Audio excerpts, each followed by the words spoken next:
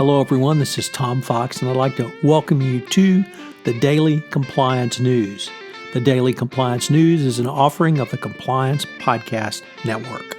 August 26, 2019, the Uber Lost Its Way edition.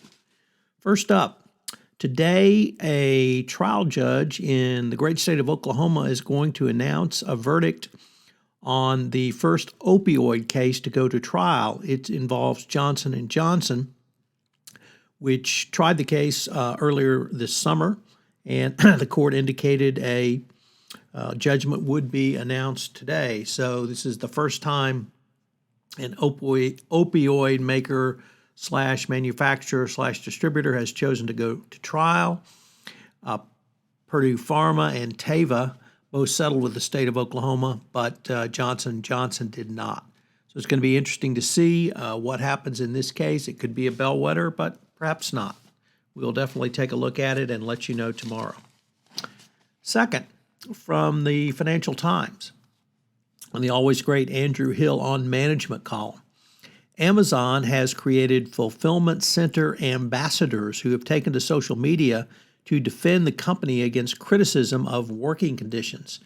So the question Andrew Hill raises is, what happens when you make your employees talk about how great the company is, and is this going to be a coming thing? The employee net promoter score that leads this effort creates 4 scores: promoters, apathetic, passives, and active detractors. This will probably be used by companies when deciding whether to promote. So if you don't shill for the company, what's it going to mean for your business going forward? In an incredible article in the Sunday New York Times was a great piece on how Uber lost its way. The once swaggering company is losing more money and growing more slowly than ever.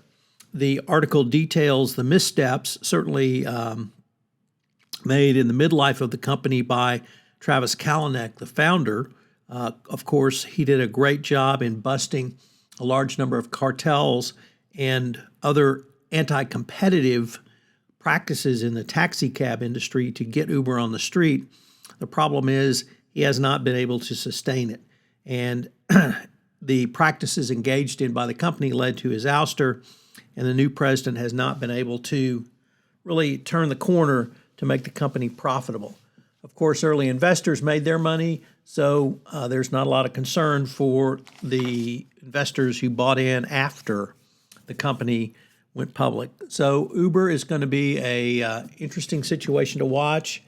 From the compliance perspective, it's always interesting to watch Uber. And then finally, are you doing business with the world's second largest economy? Of course, I'm talking about China. And if you do business internationally, almost everyone is doing business with China. Well, what are you going to do when the president orders you to leave China? He claims he has the authority to do so, which of course is hogwash. Nevertheless, he believes that he can order American companies out of China, and he's going to do so. So how do you risk or manage this risk? U.S. businesses have noted the Trump risk in their financial statements, but how are you going to plan for this? This is going to be a complete disruption of your supply chain. What about your sales projections? How are you going to fill those orders? The myriad of questions is really unending by this temper tantrum Trump has thrown, and it's going to hurt American companies much more than it's going to hurt China. As many of you know, I had a great summer series on trekking through compliance. Well, this week I've got a special 5-part series of the science of Star Trek with well-known Star Trek aficionado and resident science genius Ben Lockwood. I hope you will check it out, a 5-part podcast series today. It premieres on the Compliance Podcast Network. Daily Compliance News is a production of the Compliance Podcast Network and a proud member of C-Suite Radio.